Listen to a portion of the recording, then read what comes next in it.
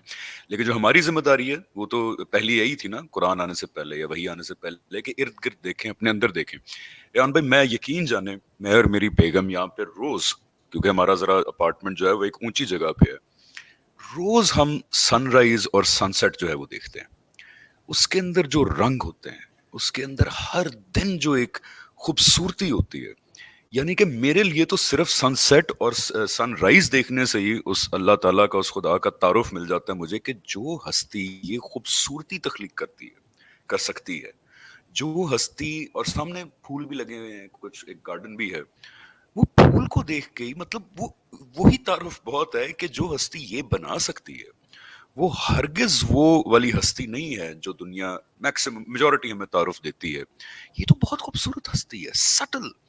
اور میری بیگم کیونکہ پینٹر ہیں، آرٹسٹ ہیں، اب یقین جانے وہ روز رنگ کیلکولیٹ کر رہی ہوتی ہیں، سن رائز کے بھی اور سن سیٹ کے بھی، کہ ہائے اللہ تعالیٰ نے کیسے یہ رنگ اس میں مرج کیا ہے، یہ رنگ کے ساتھ یہ رنگ تو سوچا بھی نہیں جا سکتا، لیکن کتنا خوبصورت لگ رہا ہے.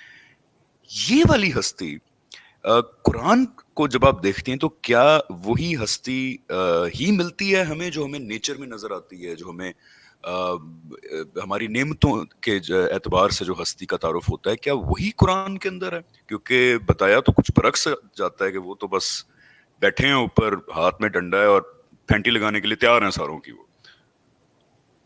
تو پھیٹی لگانے کا فیصلہ کر لیں تو وہ یہ کہتے ہیں تم ڈیزرو نہیں کرتے جینا یہاں پہ. 2 دفعہ قرآن میں بات اللہ تعالیٰ نے کہی ہے کہ اگر وہ لوگوں کو پکڑنے کا فیصلہ کر لیں، یعنی میرٹ کے اوپر، تو ایک جاندار کو بھی جیتا نہیں چھوڑیں وہ، یعنی ہم میں سے کوئی بھی نہیں بچے گا.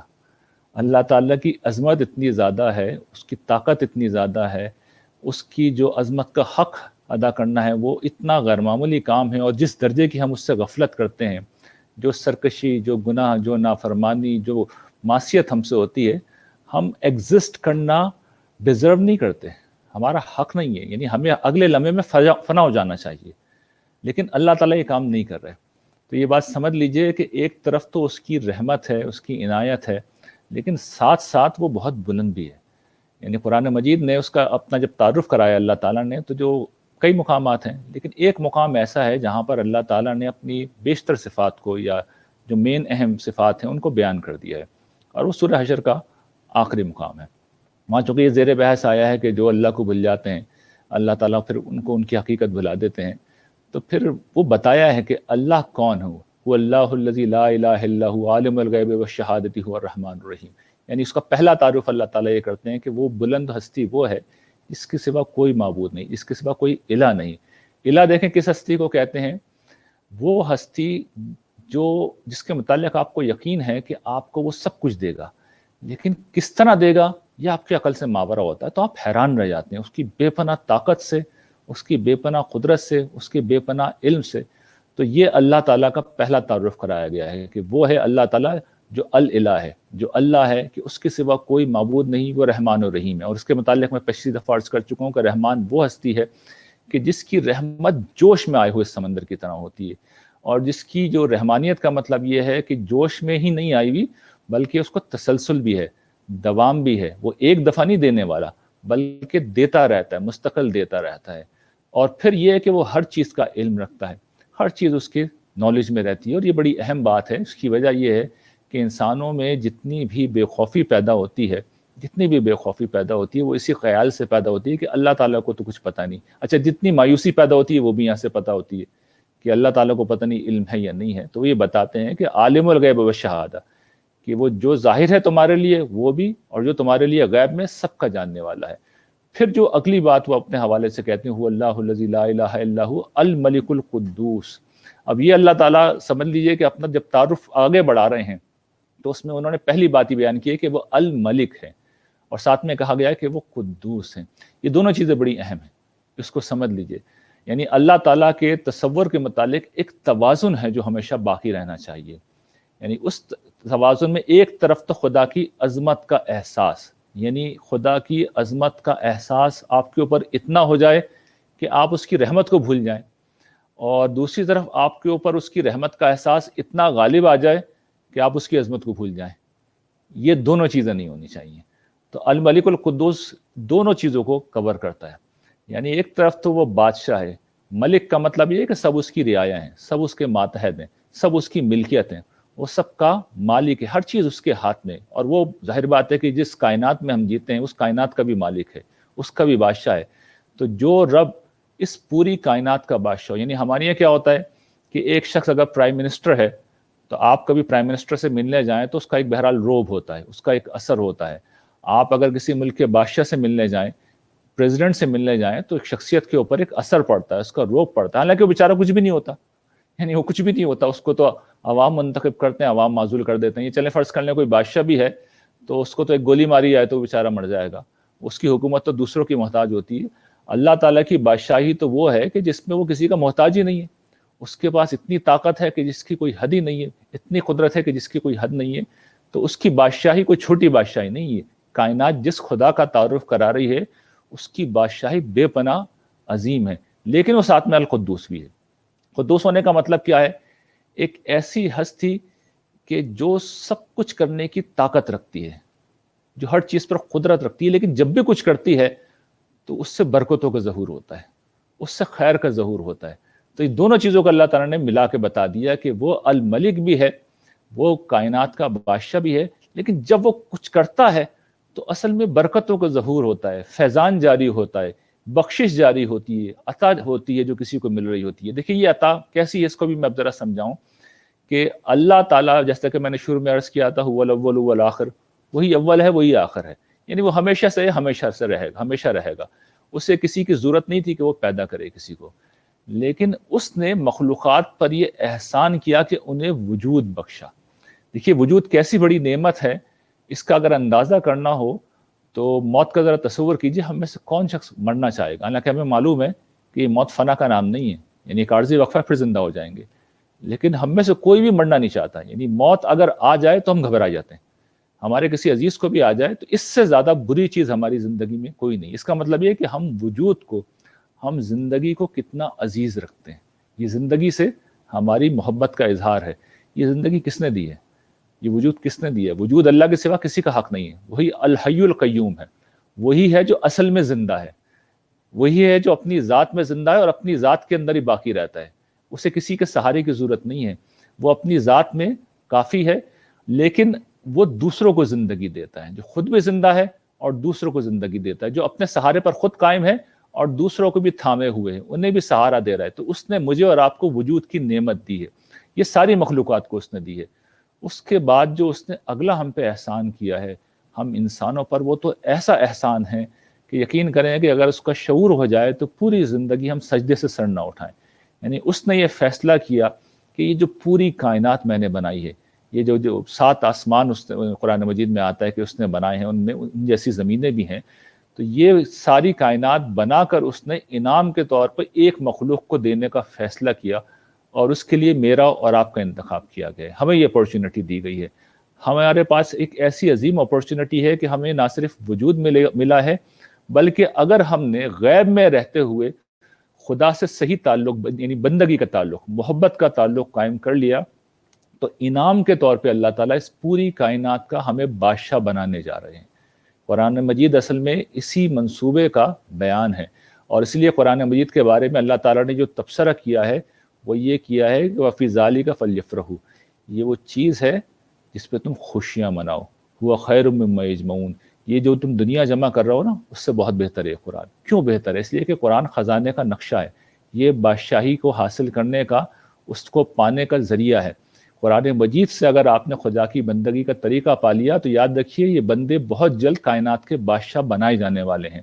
اور وہ پوری کائنات، قرآن مجید جگہ جگہ یہ بات بیان کرتے ہیں کہ لوگوں اس کائنات کی، اس جنت کی طرف دوڑو جس کی وسعت آسمان و زمین کے برابر ہے. تو یہ بادشاہی ہے جو میرے اور آپ کے لیے تیار کی جا رہی ہے. یہ کائنات جس طرح اس وقت ہمیں نظر آ رہی ہے، یہ آنے والی بادشاہی کا ایک ملبہ ہے، اور ان قریب اس کو، آسمان و زمین کو اللہ تعالیٰ بدل کر کچھ سے کچھ کر دیں گے. تو یہ کیا ہے؟ یہ جو منصوبہ ہے خدا کی برکتوں کا ظہور ہے، اس کے قدوس ہونے کا ظہور ہے کہ وہ بادشاہ ہے، لیکن اس نے عطا کا ایسا در کھولا ہے کہ مخلوقات کو ایک طرف وہ زندگی دے رہا ہے، انہیں وجود دے رہا ہے، اور دوسری طرف مجھے اور آپ کو وہ اتنی بڑی بادشاہی دے رہا ہے کہ جس کی کوئی حد نہیں. اور دیکھیے ہم کون لوگ ہیں، پہلے اس کو بھی سمجھ لینا چاہیے کہ میں اور آپ ایک چھوٹا سا گھر بنانے کے لیے 500 गज का घर बहुत बड़ा हम समझते हैं, 1000 गज का तो हमारे सामने ख्वाबों की ताबीर होती है। ये घर हम जो है बनाने के लिए क्या करते हैं, जिंदगी लगा देते हैं, हलाल और हराम सबसे बेनियाज हो जाते हैं। और जब ये घर बन जाता है तो हम लोगों को बुला के दिखाते हैं कि देखो भाई ये मेरी इतनी बड़ी अचीवमेंट है, मेरा बंगला है, मेरी कोठी है। और बहुत बड़ा किसी के पास कुछ होता है तो कुछ एकड़ का कोई फार्म हाउस होता है, कोई बादशाह है तो चलिए उसके पास हर शहर के अंदर महलात हैं, एकड़ों के ऊपर फैले हुए महलात हैं, इससे ज्यादा कुछ नहीं होता इंसानों के पास। ये आखिरी चीज है जो बादशाही वो देने वाले हैं। उसका अंदाजा इस जमीन से लगाइए कि इस जमीन का डायमीटर 25,000 किलोमीटर है, और ये जो सूरज जो हमारे करीब तरीन पहला सितारा है, इसके अंदर 10 लाख जमीनें आ सकती हैं। और फिर ये सूरज इस कायनात के अंदर बिलियंस ऑफ स्टार में से एक स्टार है, और billions and trillions of galaxies हैं जो यहाँ मौजूद हैं। ये है जो स्टेक के ऊपर है, ये है जो देना चाह रहे हैं, ये है वो जो देंगे।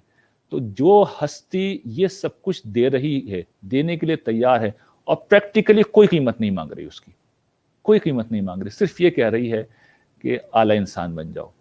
यानी अल्लाह ताला, मैं हमेशा तवज्जो दिलाता हूँ, इंसान को अल्लाह ताला ने वो सब कुछ दिया है जो अल्लाह ताला की सिफात में है। यानी अल्लाह ताला देखते हैं, सुनते हैं, उन्होंने हमें भी ऐसा बना दिया। वो सोचते हैं, समझते हैं, अल्लाह ताला ने हमें भी ऐसा बना दिया। उनके ज़ौक़ जमाल है, उन्होंने हमें भी ऐसा बना दिया। उनके अंदर खैर व शर का शऊर है, उन्होंने हमें भी ऐसा बना दिया। लेकिन उनके हाथ में सिर्फ खैर है, वो सरापा खैर है, शर का सुदूर उनसे नहीं होता।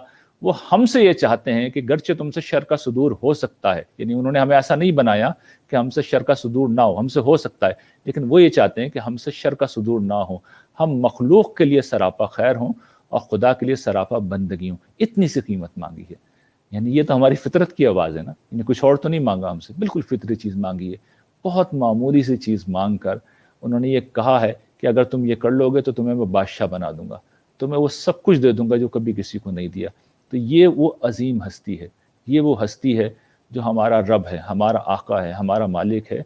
तो आप उस हस्ती के बारे में सोचिए। एक तरफ तो मैंने उसका तारुफ कराया था कि किस कायनात में उसने हमें रखा है, और ये भी मैं तवज्जो दिला दूं कि ये जो दूसरी बात कही गई है, बहुत से लोग कहते हैं, पिछले दिनों आप मुझसे वो बात फरमा रहे थे एक ज़ाती गुफ्तगू में कि वो आप अपने दोस्त को जब ज़िंदगी शुरू होगी पढ़ने के लिए दी, वो एथियस्ट थे, और उन्होंने कहा कि ये इतनी सच्ची बात है, यानी इतनी दिल लगी बात है, इतनी अच्छी लगती है ये बात कि मैं इसके लिए जान दे सकता हूँ, लेकिन ये सच्ची नहीं है। तो मैं ये कहता हूँ कुरान मजीद उसने कहा था काश ये सच होता, काश ये सच होता। तो मैं अर्ज करता हूँ कि अल्लाह ताला सिर्फ बात नहीं करते। देखें, उन्होंने जिस जन्नत का वादा किया है उसका एक इब्तदाई मॉडल उसने इस ज़मीन की शक्ल में बना दिया है। यानी ये दावा नहीं है।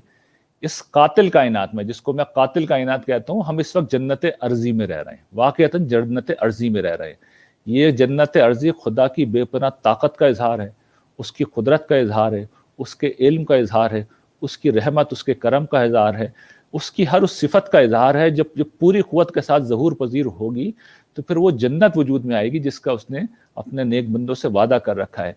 लेकिन कहना मैं ये चाह रहा हूँ, अर्ज़ ये करना चाह रहा हूँ कि जिस जन्नत का वादा उसने कर रखा है वो सिर्फ वादा ही नहीं है, उसका एक सबूत उसने दे रखा है कि अगर मैं ये जन्नत बना सकता हूँ तो वो जन्नत बनाना कौन सा मुश्किल है। देखिए ना, अगर ये जन्नत बन गई, ऐसे ही है जैसे कुरान मजीद कहता है कि तुम दूसरी जिंदगी को नहीं मानते, तो ये बताओ पहली दफ़ा भी तुमने पैदा किया है ना। अगर पहली दफ़ा तुम्हें पैदा कर सकते हैं जबकि तुम थे ही नहीं, तो दोबारा पैदा करना तो आसान काम है ना। हड्डियों से उठा देंगे तुम्हें, तुम्हारी मिट्टी से तुम्हें दोबारा पैदा कर देंगे।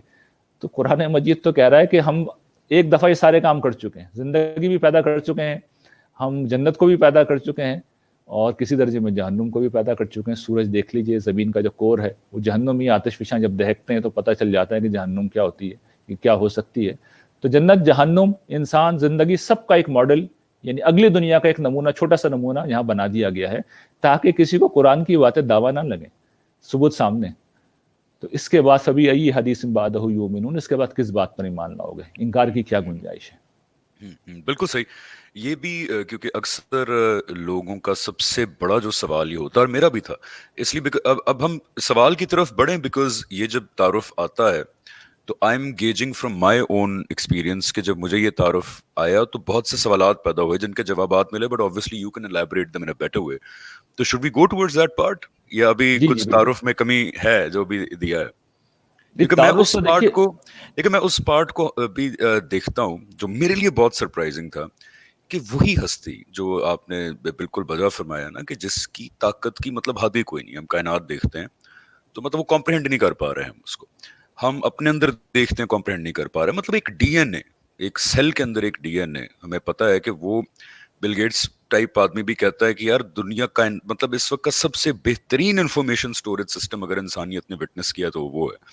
چھوٹی سے چھوٹی چیز سے لے کے بڑی سے بڑی چیز تک ہم دیکھتے ہیں وہ کتنی طاقتور ذات ہے، اور منصف بھی ہیں. یعنی ان کے جو یہ ایٹریبیوٹس ہیں جہاں پہ وہ بے شک وہ جبار بھی ہیں، قہار بھی ہیں، وہ ان کے لیے ہیں obviously جو سرکش ہو جاتے ہیں. اس سے اللہ تعالیٰ بار بار قرآن میں کہتے ہیں نا کہ جو persistently اللہ تعالیٰ کو چھوڑ کر دنیا کی طرف بھاگتے ہیں، ایروگنٹ ہو جاتے ہیں، بے شک اللہ تعالیٰ ان کے لیے، کیونکہ انصاف بھی کرنا نا انہوں نے. اب ہم دیکھتے ہیں کتنے مجرمین ہیں اس دنیا کے اندر اور انصاف کتنا ناکافی ہے.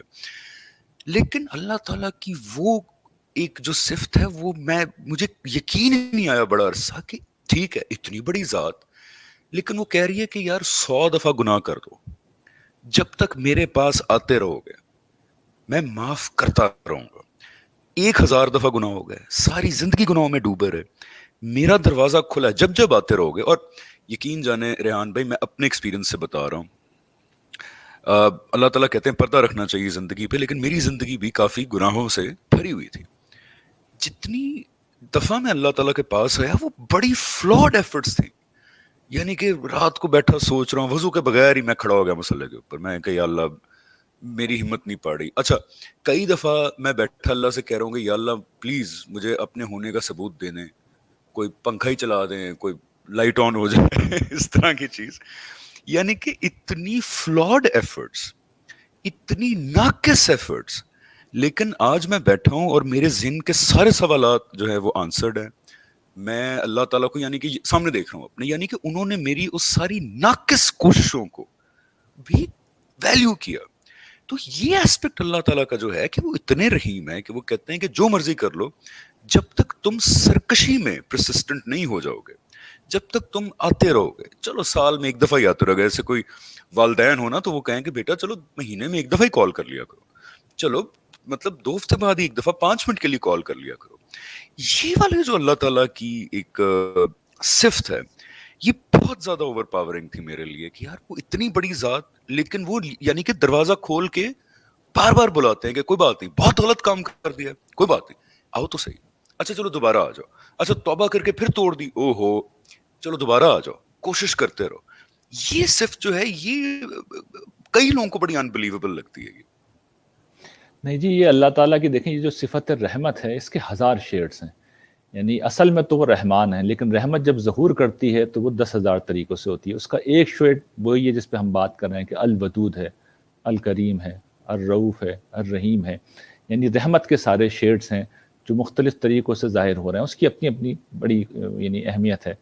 یہ جو آپ نے جس چیز کی طرف توجہ دلائی ہے اس کی رحمت کا بہت ہی غیر معمولی پہلو ہے، اور وہ ہے کہ وہ توبہ کو قبول کرنے والا ہے، وہ تواب ہے. جب بندہ لوٹتا ہے تو وہ بھی لوٹتا ہے. اور کمال یہ ہے جب میں عرض کروں کہ بڑے سے بڑا مجرم ہو، بڑے سے بڑا سرکش ہو، بڑے سے بڑا ظالم ہو، بڑے سے بڑا قاتل ہو، آسمانوں کو اس نے بھر دیا ہو، زمینوں کو اس نے اپنے گناہوں سے بھر دیا ہو، سمندر کو اس نے اپنے گناہوں سے بھر دیا ہو، جس وقت وہ اللہ تعالیٰ کے پاس آ جاتا ہے ٹوٹے ہوئے دل کے ساتھ، شرمساری کے ساتھ، ندامت کے ساتھ، میں کہتا ہوں جھوٹے منہ ہی آ جائے، ایک دفعہ آ جائے، تو اللہ تعالیٰ ایسے بیہیو کرتے ہیں جیسے انہوں نے پیچھے کچھ دیکھا ہی نہیں ہے. یعنی کوئی اور ہو تو، اور جس درجے کی وہ طاقتور ہستی ہیں تو، اور جس درجے کا ان کا علم ہے، یعنی انہیں سب پتہ ہوتا ہے، دلوں کے آنکھوں کی خیانت بھی وہ جانتے ہیں اور دلوں میں آنے والے خیالات بھی وہ جانتے ہیں. وہ اگر ہمیں رسوا کرنا چاہیں تو ہم اپنے گھروں کے اندر ذلیل ہوں، وہ ہمارا پردہ اگر اٹھا دیں تو ہمارے ساتھ وہ ہو جس کا ہم تصور بھی نہیں کر سکتے. لیکن جب بندہ کوئی اس کے حضور پیش ہوتا ہے تو ایک طرف تو یہ کہ وہ انتہا سے زیادہ معاف کرنے والا ہے، دوسری طرف یعنی میں ایک ایسی چیز آپ کو بتاؤں قرآن مجید میں جو بیان ہوئی ہے کہ اللہ تعالیٰ جو کرم کرتے ہیں کہ جب کوئی شخص اس طرح آتا ہے تو اس کے گناہوں کو نیکیوں سے بدل دیتے ہیں. یعنی جب کوئی شخص تڑپ کے آتا ہے تو آخری معاملہ اس کے ساتھ یہ کیا جاتا ہے کہ جتنے تم نے گناہ کیے وہ سب میں نے نیکیوں میں لکھ دیے، اس لیے کہ جب نامہ اعمال قیامت کے دن پیش ہوگا تو میرے بندے کو شرمندگی نہ ہو، رسوائی نہ ہو کہ یہ جناب اس نے 30 سال کی عمر میں توبہ کی، 35 سال کی عمر میں توبہ کی، پیچھے کیا کر رہا تھا. لوگوں کے ذہن میں سوال پیدا ہوگا نا کیا کر رہا تھا، تو اس کو بھی نیکیوں سے بھر دیں گے وہ. تو انتہائی محبت ہے، انتہائی کرم ہے. رسول اللہ صلی اللہ علیہ وسلم نے اس کو بہت روایات میں اس کو توجہ دلائی ہے اور یہ بتایا ہے کہ جس طریقے سے تم اگر کسی جگہ سفر میں جا رہے ہو اور تمہاری آنکھ لگے اور تمہارا اونٹ اور تمہارا زاد راہ سب غائب ہو جائے اور تم پہ جو بے بسی و بے کسی طاری ہوگی اور تم موت کا صرف انتظار کرو گے. سارا میں آپ تصور کر سکتے ہیں کیا انسان کے ساتھ ہوگا اگر اس طرح ہو. اور پھر وہ مایوس ہو کے لیٹ گیا اور پھر اس کی آنکھ کھلے تو دیکھے کہ اس کا اونٹ بھی، اس کا گھوڑا بھی، اس کا سامان بھی، اس کا پانی بھی سب مل گیا. تو تمہیں جتنی خوشی ہوگی اللہ تعالیٰ کو اس سے کہیں زیادہ خوشی اس وقت ہوتی ہے جب کوئی بندہ اس کی طرف لوٹ کے آتا ہے. قرآن مجید میں جو سورہ زمر میں اللہ تعالیٰ نے بات کہی ہے کہ قل یا عبادی الذین اسرفوا علی انفسہم لا تقنطوا من رحمت اللہ ان اللہ یغفر الذنوب جميعا انہ هو الغفور الرحیم. یہ مجرموں سے کہا ہے اللہ تعالیٰ نے، عام لوگوں سے نہیں کہا. یہ مکی صورت ہے. سامنے کون ہے؟ کفار مکہ ہیں، مسلمانوں کو مار رہے ہیں، پیٹ رہے ہیں، ظلم کر رہے ہیں، ستم کر رہے ہیں. وہ اپنے دروازے بند کرنے کو تیار نہیں، وہ مسلمانوں کو سمجھا رہے ہیں، وہ حضور کو سمجھا رہے ہیں کہ نہیں ابھی مہلت باقی ہے، ابھی وقت باقی ہے، ابھی میں تیار ہوں. تو پھر وہ دعوت دے رہے ہیں، یعنی ایک طرف حضور کو اور مسلمانوں کو اور دوسری طرف ان کی طرف متوجہ ہو کے وہ کہہ رہے ہیں کہ اللہ کی رحمت سے مایوس مت ہو، انیبو لوٹ آؤ، رجوع کرو، واپس آ جاؤ. تو یہ خدا ہے جو ہمارا ہر وقت جس طرح ماں اپنے بیٹے کا انتظار کرتی ہے اس سے کہیں زیادہ ہمارا پروردگار انتظار کرتا ہے کہ میرا بندہ آ جائے، آ جائے، شاید آ جائے.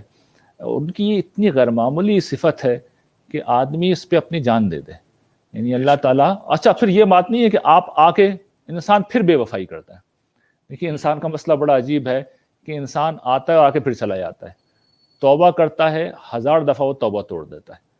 تو 1000 دفعہ کے بعد بھی آپ جائیں گے تو یہ نہیں پوچھیں گے کہ پیچھے کیا ہوا، یہ بالکل نہیں پوچھیں گے. شرط یہ کہ آدمی بالکل سچے دل سے جا رہا ہو، نادم ہو، وہ مخلص ہو، تو وہ کمزوری کی رعایت کریں گے، وہ آپ کو مارجن دیں گے، وہ لحاظ کریں گے کہ بندہ کمزور ہے، وہ عاجز ہے. تو وہ اتنے پردہ پوش ہیں، اتنے ستار ہیں، اتنے کریم ہیں، اتنے توبہ قبول کرنے والے ہیں. یہ جو توبہ ہے اس کا مطلب یہی ہے کہ اللہ تعالیٰ متوجہ ہوتے ہیں. حضرت داؤد کی جو زبور میں غیر معمولی مناجات ہیں اور جو اس کے بارے میں قرآن مجید نے کہا ہے کہ پرندے آ جاتے تھے اور پہاڑ ان کے ساتھ اللہ تعالیٰ کی حمد کرتے تھے. تو اس میں ایک جگہ وہ کہتے ہیں اللہ تعالیٰ سے مخاطب ہو کے لوٹ آ میرے مالک لوٹ آ. تو وہ جو محبت کا اسلوب ہے کہ جب بندہ تڑپ کے پکارتا ہے تو آپ دیکھیے پھر انہوں نے حضرت داؤد علیہ السلام کے ساتھ کیا معاملہ کیا ہے کہ ان کو ایک ماڈل بنا دیا حمد کا، اپنی مہربانی کا ایک ماڈل بنا دیا، دنیا میں بھی بادشاہ بنایا انہیں.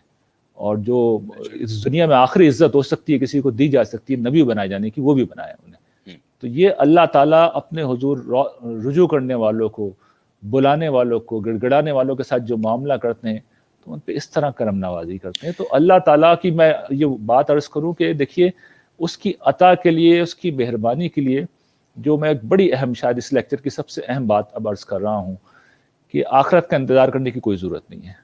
آپ اس دنیا میں اپنی زندگی میں اللہ تعالیٰ کا تجربہ کر سکتے ہیں. آپ ایک دفعہ اسے پکارنے لگیں، ایک دفعہ آپ سچے دل سے اسے پکاریں، اس کے پیچھے لگ جائیں، تو میں آپ کو یقین دلاتا ہوں اس دنیا میں کچھ بھی ہو سکتا ہے، کچھ بھی ہو سکتا ہے، لیکن وہ آپ کو ہدایت سے کبھی محروم نہیں کریں گے، اپنی رحمت سے کبھی محروم نہیں کریں گے. دیکھیں یہ ہو سکتا ہے کہ آپ کسی خاتون سے شادی کرنا چاہ رہے ہوں، ان کی کوئی حکمت مصلحت ہو وہ نہ کریں. ہو سکتا ہے آپ کوئی خاص کیریئر بنانا چاہ رہا ہوں، ہو سکتا ہے ان کی حکمت مصلحت ہے وہ نہ کریں. ہو سکتا ہے کہ آپ کوئی خاص گاڑی مانگ رہے ہیں، گھر مانگ رہے ہیں، ہو سکتا ہے آپ کو نہ دیں. لیکن جس وقت کوئی شخص ہدایت مانگتا ہے تو اس کا کوئی امکان ہی نہیں ہے کہ اللہ تعالیٰ اس کو نو کر دیں، کیونکہ اس کا نتیجہ تو پھر مکمل تباہی ہے، آخرت کی بربادی ہے. اور یہ دیکھیے قیامت کے دن اللہ تعالیٰ یہ بات سن ہی نہیں سکتے کہ ایک بندہ وہاں کھڑا ہو اور وہ اللہ تعالیٰ کی بارگاہ میں یہ عرض کرے کہ پروردگار میں نے آپ کو پکارا تھا، میں نے آپ سے مدد مانگی تھی، میں آپ کے سامنے رویا تھا، میں گڑ گڑایا تھا اور میں نے آپ سے ہدایت مانگی تھی، آپ نے مجھے ہدایت نہیں دی. یہ جملہ نہیں سنیں گے اللہ تعالیٰ، سن ہی نہیں سکتے وہ جملہ. تو ہدایت وہ ہر حال میں دیتے ہیں، لازماً دیتے ہیں. شرط یہ کہ بندہ اپنا سینہ کھول دے، وہ تیار ہو کہ میں اپنی تعصبات اور خواہشات سے اٹھنے کے لیے تیار ہوں، میں سرنڈر کرنے کے لیے تیار ہوں. تو میں آپ کو یقین دلاتا ہوں اللہ تعالیٰ آسمان سے زمین پہ آ جائیں گے. جو شخص چاہے اس کا تجربہ کر لے اپنی زندگی کے اندر. آخرت میں تو اللہ تعالیٰ ٹھیک ہے ظاہر ہوں گے، اس بندے کے لیے اسی دنیا میں ظاہر ہو جائیں گے، اور چند سال بعد وہ بندہ کہہ رہا ہوگا کہ میں نے اپنی آنکھوں سے اپنے خدا کو دیکھا ہے. اتنا غیر معمولی یہ واقعہ ہے. میں بالکل اس چیز کی ریحان بھائی 100% گواہی دیتا ہوں. لٹرلی میں مطلب ایسے میں نے اللہ تعالیٰ کو اپنی زندگی میں مداخلت کرتے ہوئے دیکھا. آپ یقین جانیں ایک ٹائم پہ بے بس ہو جاتا ہے انسان. کیونکہ آپ صحیح کہہ رہے ہیں کہ انسان کمزور ہے، کئی قسم کے تعصبات بچپن سے، چاہے مسلمان گھر ہوں یا نان مسلم گھر ہوں، ہم سب کچھ تعصبات کے ساتھ بڑے ہوتے ہیں، جوان ہوتے ہیں، کچھ نیشنلزم کے تعصبات، مذہبی تعصبات، مسلکی، کچھ بہت زیادہ ہوتے ہیں۔ آپ یقین جانیں جب ایک ٹائم آتا ہے آپ سمجھتے ہیں کہ میں بے بس ہو چکا ہوں، مجھے نہیں پتا کہ یہ زندگی کیوں ہے، موت کے بعد کچھ ہے یا نہیں ہے، اللہ تعالیٰ ہیں نہیں ہیں تو کس طرح کے ہیں۔ ایک وقت آتا ہے جب آپ اگر پرسسٹنٹلی یہ سوالات پوچھتے رہیں تو آپ بریک ڈاؤن کر جاتے ہیں، آپ کا دماغ اس قابل نہیں ہے کہ وہ ان سوالات کا جواب حاصل کر سکے۔ اور جب آپ بریک ڈاؤن کرتے ہیں، یعنی کہ میں اپنی مثال بتا رہا ہوں، میں ایک بہت ہی کمزور انسان ہوں بھی صحیح اور رہا بھی ہوں، اس بریک ڈاؤن کے اندر جب میں نے واقعی مجھے وہ مومنٹ بھی یاد ہے، اب یقین جانے میں اپنی بیوی سے ڈسکس کرتا ہوں، پبلکلی نہیں بتانا چاہیے، مجھے وہ لمحہ یاد ہے جب اس بے بسی کے عالم میں نے کہا کہ یا اللہ آپ ہی اب بتائیں آپ ہیں نہیں ہیں، اب اگر قیامت کے دن، اللہ کی قسم ہے، same thing that you said, میں نے کہا قیامت کے دن اگر آپ ہوئے تو میں آپ سے کہوں گا کہ میں نے آپ سے کہا تھا مجھے بتائیں کہ یہ کیا ہے اور کیا نہیں ہے۔ میں رو بھی پڑا، اور یہ صرف 1.5 سال پہلے کا واقعہ ہے، 2 سال پہلے کا، اور اس کے بعد مجھے نہیں پتا میری زندگی کے اندر کیا ہوا، لٹرلی ایسا لگا کہ اللہ تعالیٰ نے، مطلب آپ نے ہاتھ آگے کیا، اللہ تعالیٰ نے پورا بازو پکڑ کے اپنی طرف لے آیا ایسے کر کے۔ اب یہاں پہ ایک سوال، 2-3 سوالات ہیں میرے۔ ایک تو اتنی عظیم شخصیت، لیکن وہ یعنی کہ ماں کا پیار بھی بے وقت لگتا ہے ان کے پیار کے سامنے، با قرآن دیکھتے ہیں، ان کا تعارف حاصل کرتے ہیں۔ اتنی بڑی ہستی کی میں کہتا ہوں کہ بیڈ بکس میں آنے کے لیے، ان کا غصہ ارن کرنے کے لیے، ان کی پنشمنٹ ارن کرنے کے لیے، میں کہتا ہوں بلکہ ان کا انڈیفرنس ارن کرنے کے لیے، اللہ تعالیٰ بے نیاز جب ہو جاتے ہیں کہ اگر آپ ان کو بھول جاتے ہیں، اللہ تعالیٰ کہتے ہیں میں بھی پھر بے نیاز ہو جاتا ہوں۔ اس کو ارن کرنے کے لیے کون سا انسان بننا پڑتا ہے کہ جو اس ہستی کا غصہ ارن کر لے یا انڈیفرنس ارن کر لے؟ یہ اگر چھوٹے سے اس میں 3-4 منٹ میں آپ بتا دیں۔ یہ کوئی آسان کام نہیں ہے، اس کے لیے انسان کو بڑی محنت کرنی پڑتی ہے، خواہش نفس کو معبود بنانا پڑتا ہے، خیر و شر سے اپنے آپ کو اوپر اٹھانا پڑتا ہے، انسان سے جانور بننا پڑتا ہے، اپنے روحانی وجود کا گلا اپنے ہاتھوں سے گھٹنا پڑتا ہے، مخلوق خدا کے اوپر انتہائی صفاقی اور ظلم کا مظاہرہ کرنا پڑتا ہے، اللہ کے بندوں کو دھوکہ دینا پڑتا ہے۔ جب یہ سارے کام ہم کریں گے تو پھر اللہ کا غضب بھڑکتا ہے۔ یعنی اللہ تعالیٰ بڑے رحیم ہیں، بڑے کریم ہیں، بڑے مہربان ہیں، لیکن دیکھیں وہ عادل بھی ہیں، اور ان کو اس بات کے اوپر سخت غصہ آتا ہے کہ جب کوئی شخص ان ساری مہربانیوں کے باوجود اخلاقی حص جو انسان کے اندر ہے اس کا گلا گھونٹتا ہے، اور وہ ظلم کا ارتکاب کرتا ہے، اور وہ سرکشی کا ارتکاب کرتا ہے۔ اور دیکھیے انفارچونیٹلی اس پورے معاملے میں 2 چیزیں ہیں جو بہت بڑا ذریعہ بنتی ہیں، ان کو میرے خیال میں ہمیں آئیڈینٹیفائی کرنا چاہیے۔ بیشتر خرابیاں اصل میں ماں سے جنم لیتی ہیں۔ پہلی جو چیز ہے وہ انانیت ہے، یعنی یہ وہ انانیت ہے جس کا مظاہرہ شیطان نے کیا تھا۔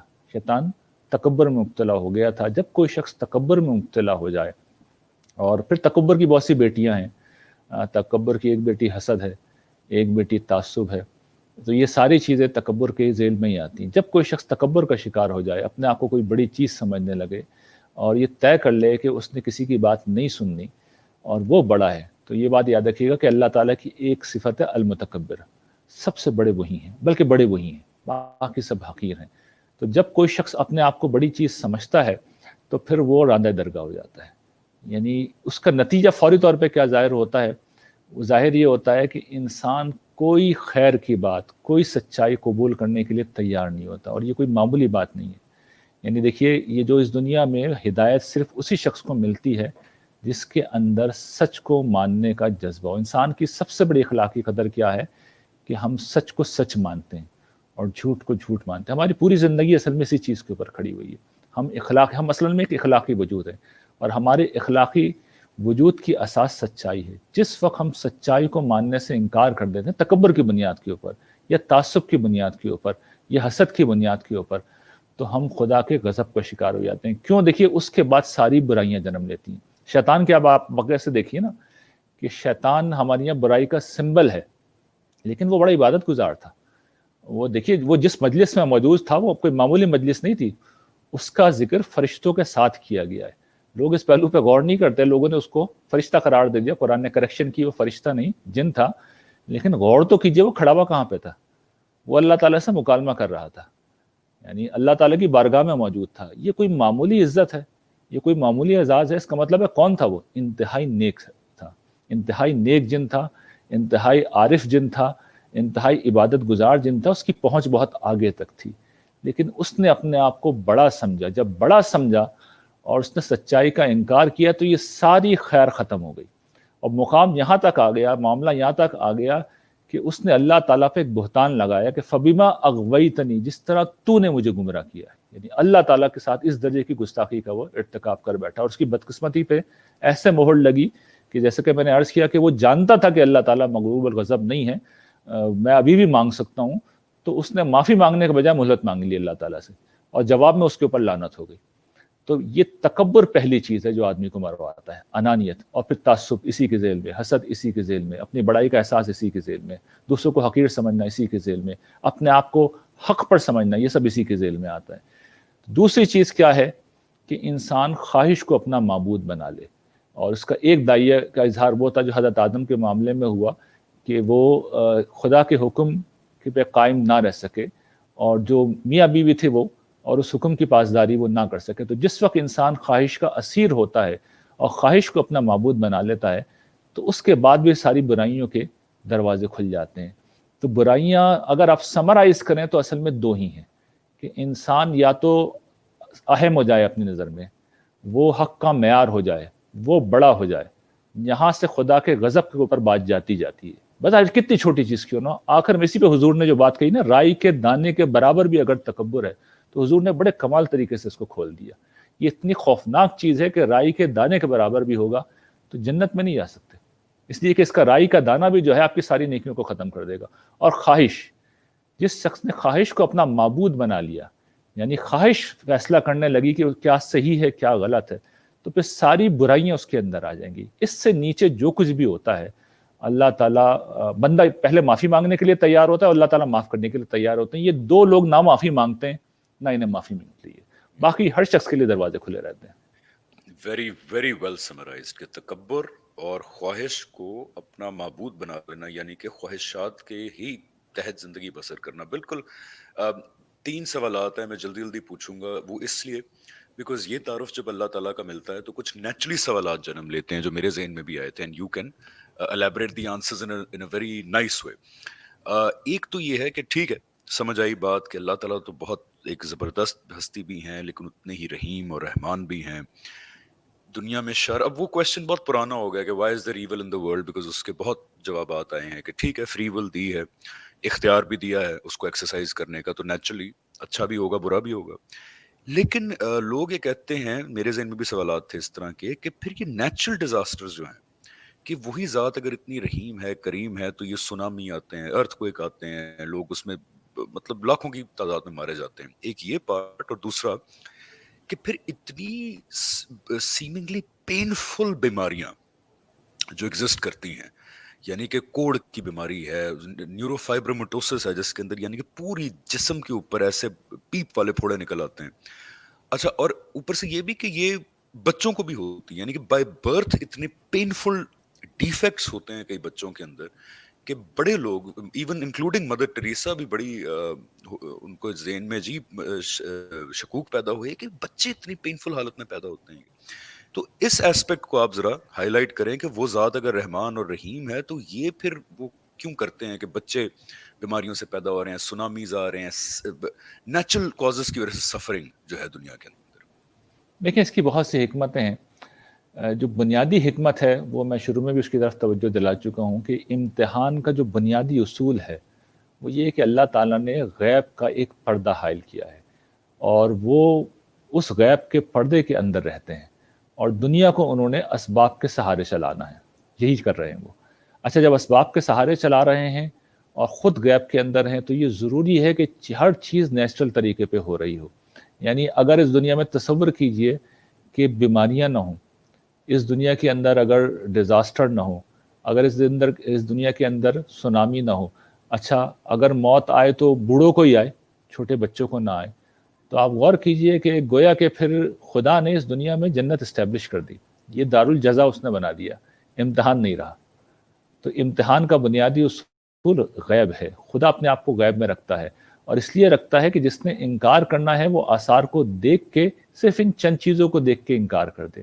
دیکھیے یہ چیزیں کیا ہیں، ان کا ایک دوسرا بڑا اہم پہلو یہ ہے جو اس کی رکھنے کی ان کی حکمت ہے، وہ یہ کہ اللہ تعالیٰ مجھے اور آپ کو اصل میں ان نعمتوں کے بارے میں حساس بنانا چاہتے ہیں. اچھا ہم بڑی بے حس مخلوق ہیں، ہم بہت ناشکری ہیں، ہمیں جو مل جاتا ہے ہمیں اس کی ریلائزیشن نہیں ہوتی. تو حضرت عیسیٰ علیہ السلام سے بڑا خوبصورت ان کا دل نواز واقعہ ہے. کسی نے پوچھا یہ کہ استاد یہ فرمائیے کہ اللہ تعالیٰ نے اندھوں کو کیوں پیدا کیا ہے؟ تو انہوں نے جواب دیا تاکہ آنکھوں والے دیکھ سکیں. تو یہ جو دنیا کے اندر بیماریاں ہیں، یہ جو محرومیاں ہیں، یہ جو تکلیفیں ہیں، یہ جو سنامی ہیں، یہ جو زلزلے ہیں، ان کی حکمت یہ ہے کہ جب یہ چیزیں آتی ہیں تو میں اور آپ اور میجورٹی دنیا کی محفوظ رہتی ہے.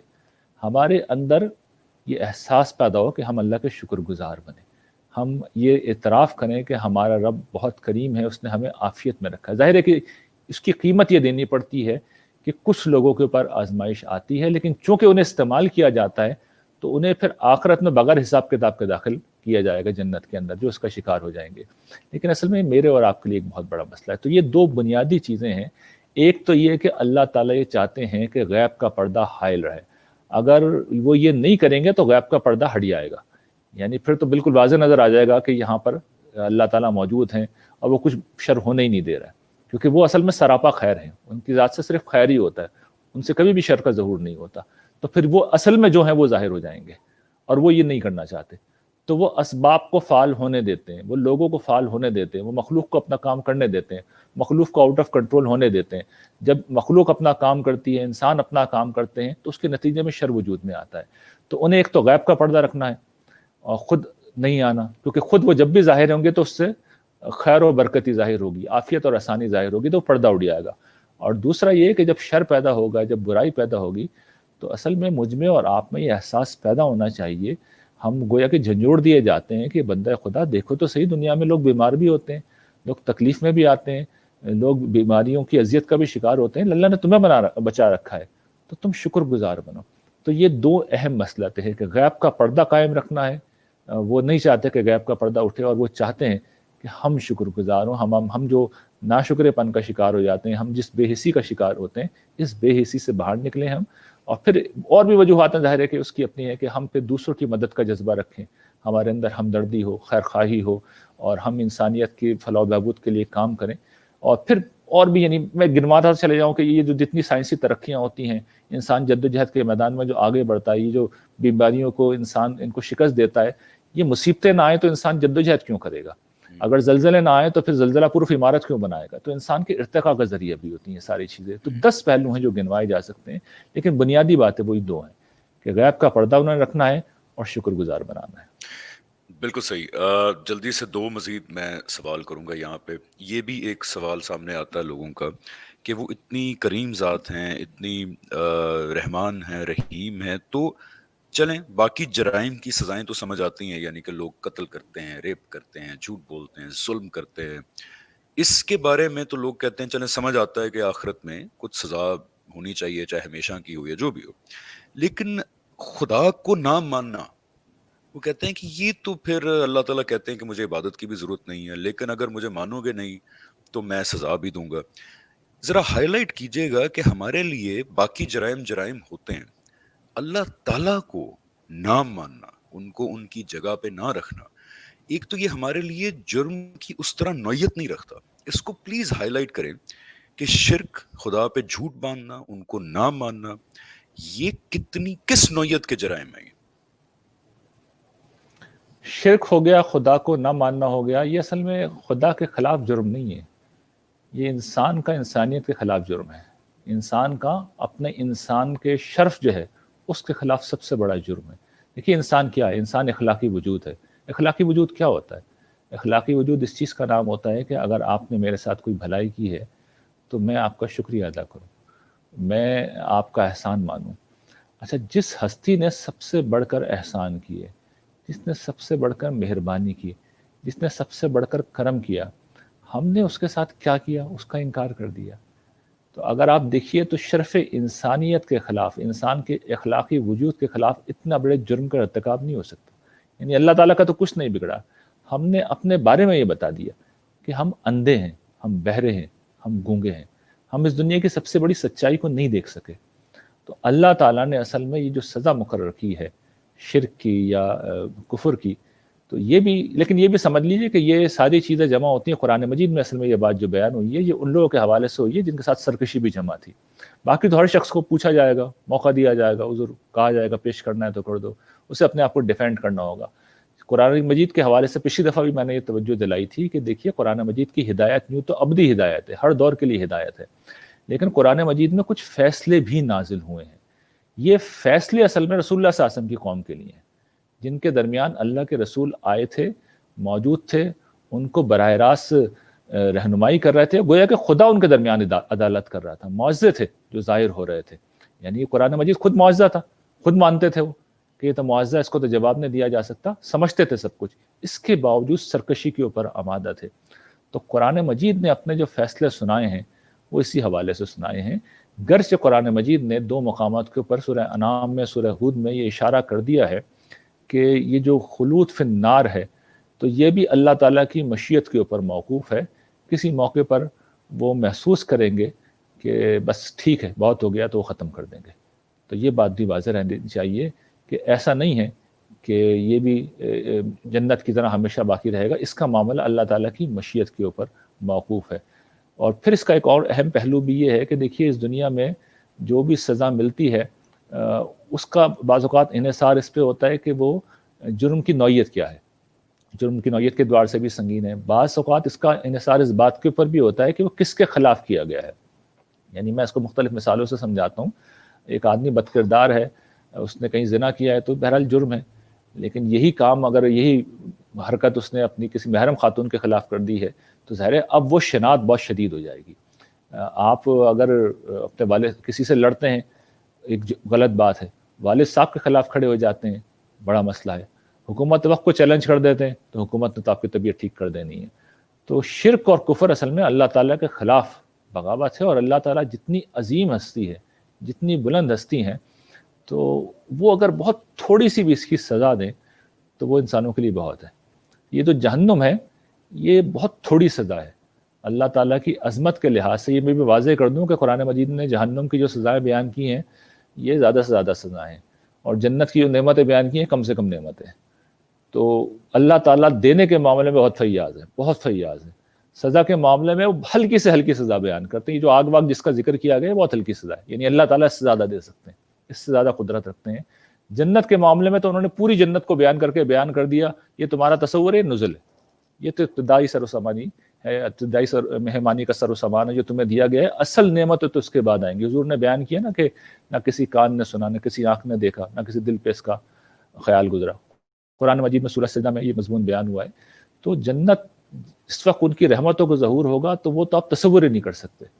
جہنم جو ہے وہ بہت تھوڑی سی سزا ہے، اچھا ہمیں زیادہ لگتی ہے تو اب اس کا کیا کیا جائے؟ ہم اتنے کمزور ہیں تو ہمیں سوچنا چاہیے نا کہ ہم کتنے کمزور ہیں، سامنے کتنی بڑی ہستی ہے، کم سے کم سوچ لیں کہ ہم کس کے خلاف کھڑے ہوئے ہیں۔ تو میں ایک توجہ دلاتا ہوں ہمیشہ کہ اگر خدا کو دیکھنا ہے تو ذرا کائنات کو دیکھ لیں، آپ کو اندازہ ہو جائے گا who you are dealing with، آپ کا معاملہ کس سے پڑ گیا ہے۔ بالکل، اور یہاں پہ یہ چیز بھی ہائی لائٹ ہمیں کرنی چاہیے کہ ابدی موت تو سب سے بڑی ایک سزا ہے۔ یعنی کہ اہل جہنم، اللہ تعالیٰ کہتے ہیں جہنم میری مشیت پہ قائم ہے اور اللہ تعالیٰ جو چاہتا ہے کر گزرتا ہے۔ تو اکثر لوگ یہ سمجھتے ہیں کہ جہنم کو موت دے دینا ہمیشہ کی، اور ان کے باسیوں کو جو ورسٹ ہوں گے ان کو بھی ہمیشہ کی موت دے دینا کسی قسم کی رعایت ہے۔ یعنی کہ ہم تصور نہیں کر سکتے کہ میں آج ایگزسٹ کرتا ہوں اور میں اب ہمیشہ کے لیے ایگزسٹ نہیں کروں گا، انکانشس۔ یعنی کہ کائنات 13 ارب سال سے ہے، میں تو نہیں تھا، مجھے پتہ ہی نہیں تھا، میں تو پچھلے کچھ سالوں میں پیدا ہوا ہوں۔ ابدی موت جو ہے وہ تو اللہ تعالیٰ کی میرے خیال سب سے ورس سزا جو ہے اہل جہنم کے لیے بھی، وہ ابدی موت ہو سکتی ہے۔ تو یہ کوئی لوگ غلط تصور قائم کر لیتے ہیں کہ رعایت ہے کہ نہیں کیا مطلب جہنم کیسے ختم ہو سکتی ہے ہمیشہ کے لیے، ابدی موت کیوں دیں گے اللہ تعالیٰ ان کو؟ وہ تو سب سے بڑی سزا ہوگی۔ اور اس کے مرتکب لوگ اگر ہم لوگ صحیح سمجھ پائیں، جو سن بھی رہے ہیں لوگ، وہ ورسٹ آف دا ورسٹ ہوں گے جن کو غلطی نہیں لگی. یہ بھی آخر میں ہائی لائٹ کر دیجئے کہ اللہ تعالیٰ کبھی بھی, ہم کیونکہ علمی مباحث میں بھی بہت پڑھتا تھا ایک زمانے میں, کسی کو جنرلی علمی غلطی لگ گئی, عملی غلطی لگ گئی, یعنی کہ قیامت کے دن ایک پورا پروسیس ہوگا احتساب کا. یہ تو نہیں کہ 3-4 باتوں پہ جہنم اور جنت کے فیصلے ہوں گے. غلطی کے اوپر اللہ تعالیٰ کبھی مواخذہ نہیں کریں گے. یہ وہ لوگ نہیں ہیں جن کو غلطیاں لگی ہیں, یہ وہ لوگ ہیں جو, وہی آپ نے بات کی کہ تکبر اور خواہش پرستی کی راہ میں اتنے آگے چلے گئے کہ باقی سب کچھ پیچھے چھوڑ دیا. غلطی پہ اللہ تعالیٰ سزا نہیں دیں گے. اور آخر میں ہمارے پاس 5 منٹ اور ہیں, بتائیے گا کہ جو لوگ سن رہے ہیں وہ اس ہستی کو کیسے اپروچ کریں, کیونکہ اکثر یہ چیز سامنے آتی کہ لوگ کہتے ہیں کہ ہم جاننا چاہتے ہیں کہ حق کیا ہے لیکن سمجھ نہیں آتا, بیکاز آج کل انفارمیشن کا دور ہے. آپ ایک بات سنتے ہیں, آپ یوٹیوب پہ وہ لکھیں گے تو اس کے کچھ 10 کاؤنٹرز آپ کے سامنے آ جاتے ہیں. تو ان اے وے آپ گم ہو جاتے ہیں اس انفارمیشن کی یلغار کے اندر. تو 2 چیزیں, ایک تو وہ پروردگار غلطی کے اوپر مواخذہ نہیں کریں گے, اور دوسرا اس پہ بھی روشنی ڈالیے گا کہ اب جو سن رہے ہیں وہ لوگ وہ کیسے اس پروردگار کو اپروچ کریں. دیکھیے میں نے ابھی عرض کیا تھا کہ جہنم کی جو سزائیں قرآن مجید میں بیان ہوئی ہیں وہ ایکسٹریم ہے. یعنی اس کے بعد اس سے ہلکے چیزیں ہوں گی. یعنی اس کے بعد ظاہر بات ہے جتنے بھی لوگ ہیں ہر طرح کے مجرم ہیں تو ان کو اس سے ہلکا معاملہ دیا جائے گا. یہ جو آپ غلطی کہہ رہے ہیں اس کے بارے میں تو رسول اللہ صلی اللہ علیہ وسلم نے ایک حدیث میں اس کو واضح بھی کر دیا ہے کہ اگر کوئی شخص اخلاص نیت کے ساتھ کوئی فیصلہ کرتا ہے اور اسے غلطی لگ جاتی ہے تو اس کے لیے ایک اجر ہے ورنہ دوہرا اجر ہے. تو اخلاص نیت ہے, ایک شخص اللہ کے ساتھ مخلص ہے اور دین میں کوئی اس کی بات, اس کا نقطہ نظر اگر غلط ہو گیا ہے تو پھر اس کے لیے ایک اجر ہے. اگر آپ کی غلطی سے مراد یہ تھی کہ کوئی گناہ کا ارتکاب کر دیا ہے تو حضور یہ فرماتے ہیں کہ اگر سچے مومن ہو تو تمہیں کانٹا بھی چبھتا ہے تو تمہارے گناہ اللہ تعالیٰ اسی دنیا میں معاف کرتے چلے جاتے ہیں. دنیا کی سختیاں بھی کفارے کا سبب بن جاتی ہیں. بہت سے لوگ ہوں گے جن کو اللہ تعالیٰ جو برزخ میں جو کچھ ان کے ساتھ معاملہ ہوگا اس کی بنیاد پہ چھوڑ دیں گے. بہت سے لوگ ہوں گے جن کو حشر کے میدان میں اللہ تعالیٰ, اس پہ کسی اور موضوع, اس پہ تفصیل سے ہم موضوع بات کریں گے, حشر کے دن کیا ہوگا جنت جہنم پہ, اس روز میں واضح کر دوں گا. لیکن بہت سے لوگوں کو اللہ تعالیٰ حشر میں جو کھڑا رکھیں گے تو وہ بھی اصل میں معاف کرنے کا پروسیس ہی ہوگا ان کا, وہ معاف کر رہے ہوں گے.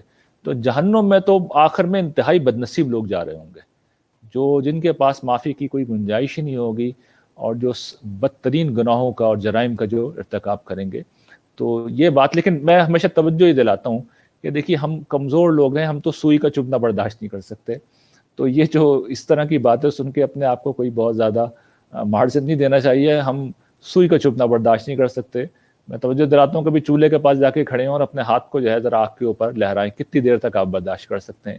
تو ہم بالکل برداشت نہیں کر سکتے. ہم جون جولائی میں سورج کے نیچے کھڑے رہنا برداشت نہیں کر سکتے.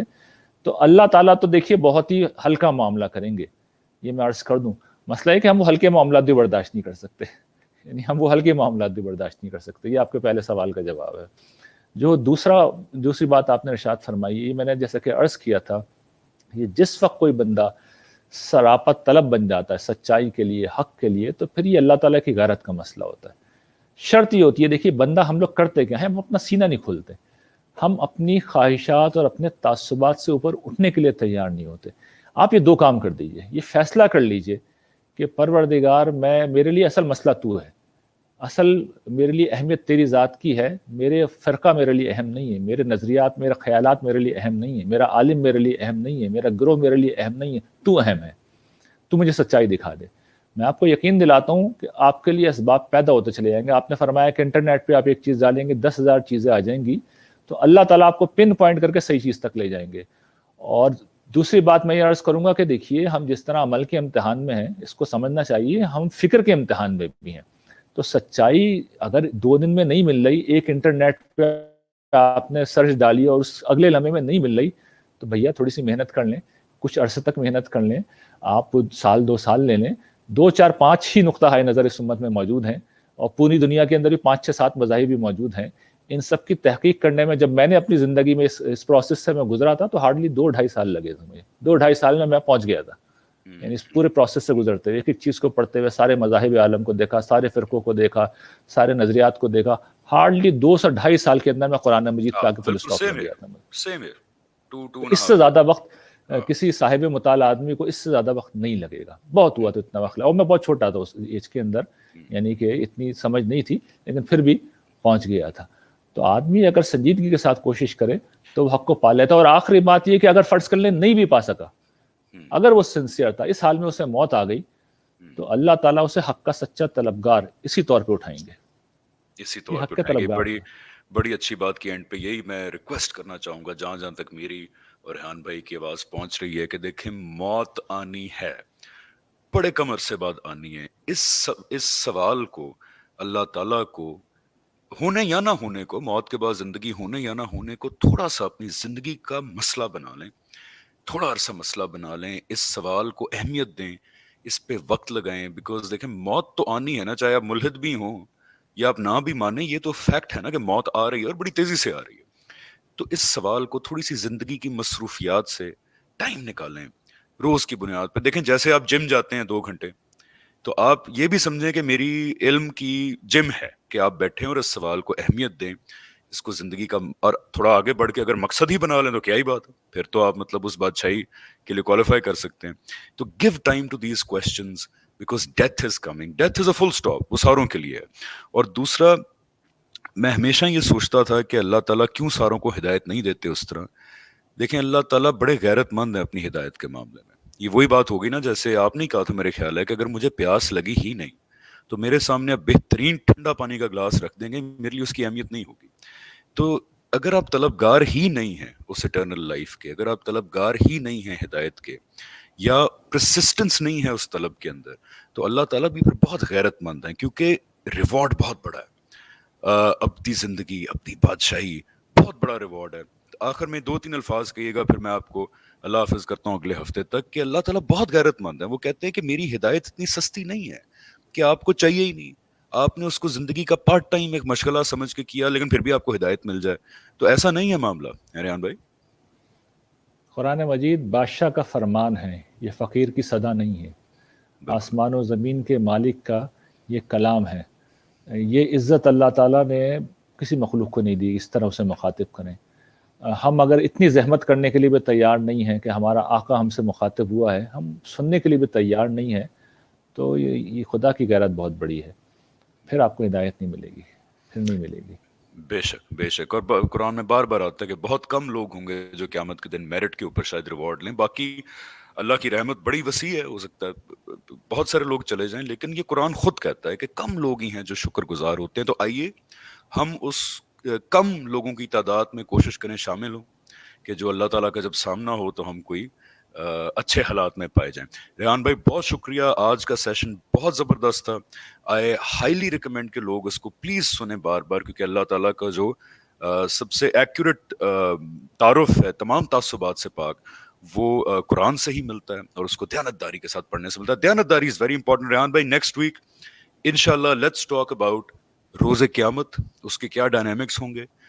جن لوگوں نے جب زندگی شروع ہوگی پڑھی ہے وہ اس سے پہلے ہی تعارف رکھتے ہیں, لیکن ایک فیکچول ہم بات کریں گے گھنٹے سوا گھنٹے کی, کہ قیامت کے دن کے کیا ڈائنامکس ہوں گے اور اس کی کس طرح ہم مزید تیاری کر سکتے ہیں اس پروردگار کے سامنے حاضری کی. So thank you so much Rehan بھائی, اٹس آلویز اے پلیزر, بہت اینڈ شکریہ جی, لوکنگ بہت فارورڈ عنایت. لوکنگ انشاءاللہ فارورڈ ٹو نیکسٹ ویک انشاءاللہ. اوکے ریحان بھائی, اللہ انشاءاللہ. حافظ. Thank you very much. اللہ حافظ.